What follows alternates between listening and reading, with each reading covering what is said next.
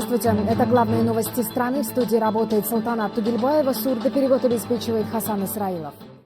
У алматинцев появилась возможность познакомиться с творческим наследием автора первого казахстанского гимна.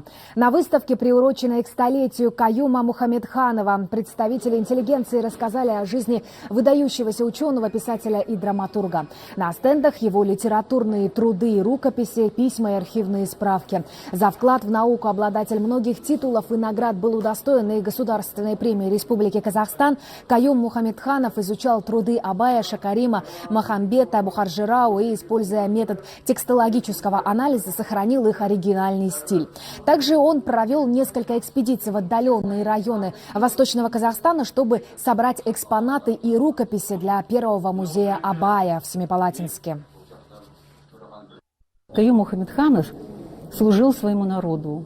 Самое главное наследство, которое он оставил, это чистота души и совести, чистота сердца, гражданское мужество.